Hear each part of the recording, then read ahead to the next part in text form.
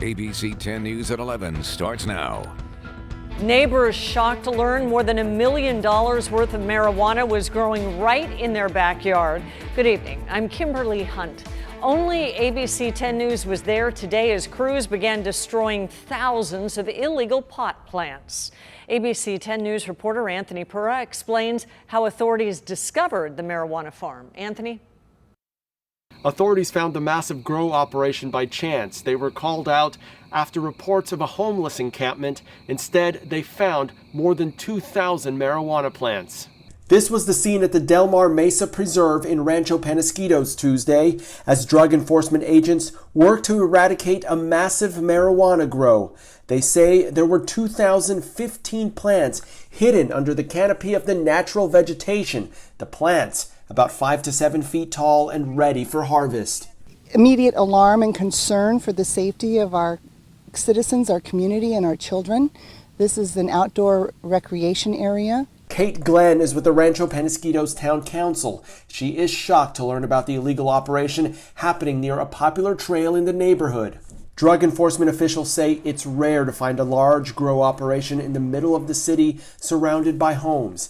The street value of the marijuana worth between $1 and $1.5 million. The way that it was set up, the fact that it was very obvious that there were people living on that property or in that area within the grow would lead us to believe, if we had to make a guess, that it was most likely cartel related. Officials described it as a sophisticated operation. In this case, we think it's more likely that they must have found a fire hydrant or some sort of a city water source somewhere that they tapped into. We weren't able to find that in this case, but that would be the most likely scenario. They also found tons of trash as well as propane tanks and open flame burners for cooking. The vegetation in this area was, I would say, at least 10 to 12 feet tall, extremely thick brush, very, very dry. There's an extreme fire danger with something like this. Authorities are investigating, but they have not found anyone connected to the illegal grow. I think we need to up our game and heighten our awareness about who's here, when they're here, and why are they here. Anthony Pura, ABC 10 News. A 14-year-old girl was hit by a car in Claremont. Officers say the teenager only suffered minor injuries. It happened about 6:30 tonight at Genesee and Marlesta Drive. The young woman was taken to Rady Children's Hospital to be treated. Police confirmed this was not a hit and run. The driver is cooperating with the investigation. San Diego County is still seeing hundreds of new COVID cases every day. The county is barely staying in the red tier as it tries to avoid falling into the most restrictive level. Our adjusted case rate rose today to 7 per 100,000 residents. If that number gets higher for 2 straight weeks, we would fall to the bottom purple level, and that means non-essential businesses would have to move back to outside only. The best way to avoid that is for everyone to wear a mask and practice social distancing. Here are the latest coronavirus numbers. The county announced 265 new cases today, which brings our total to 53,000. And there are also 4 new deaths, bringing that total to 857. We're going to have to take a hard look at how we handle this because we've never had this problem in San Diego. We've always had enough jurors. The San Diego Superior Court is having a hard time getting jurors to show up for jury duty. Jury trials just started last week after a 7-month break because of the pandemic. Our ABC 10 News reporter Laura Acevedo spoke to the court's presiding judge about what the court is going to do to make sure San Diegans feel safe showing up.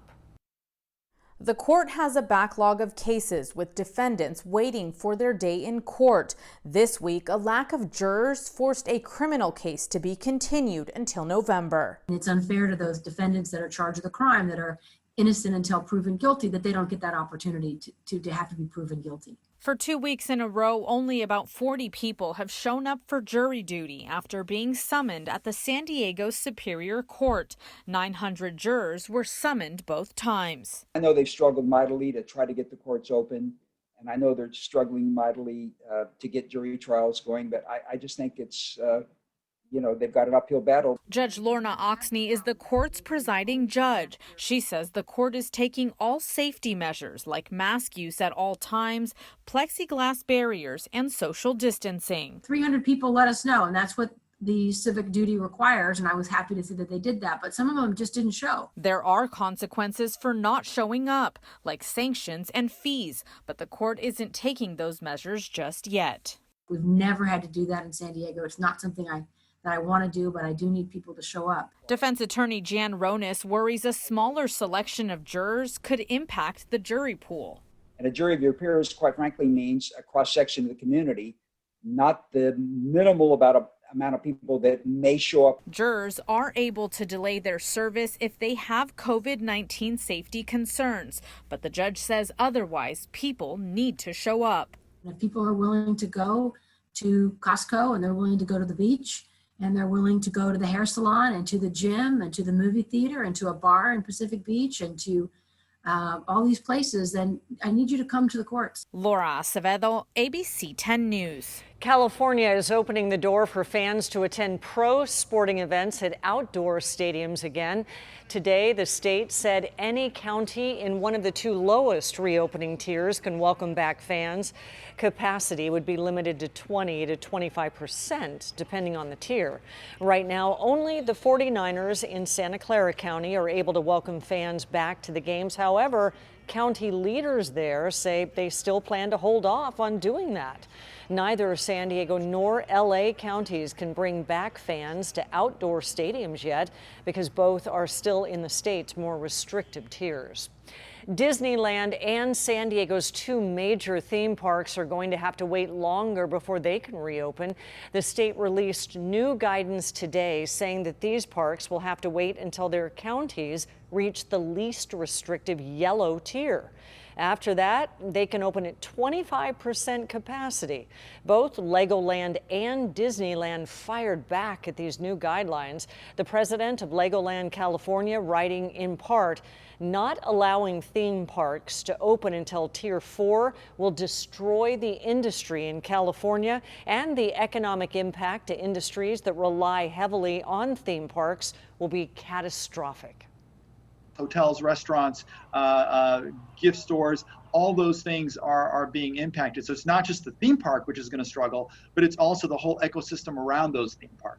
And according to the state, smaller theme parks, ones with an overall capacity fewer than 15,000, may resume limited operations when the county is in the orange tier.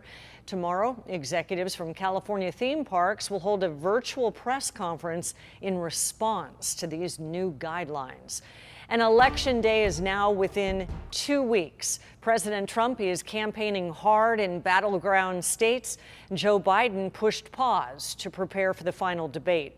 ABC's Elizabeth Schulze reports on the rally the president held tonight and Biden's new ad campaign.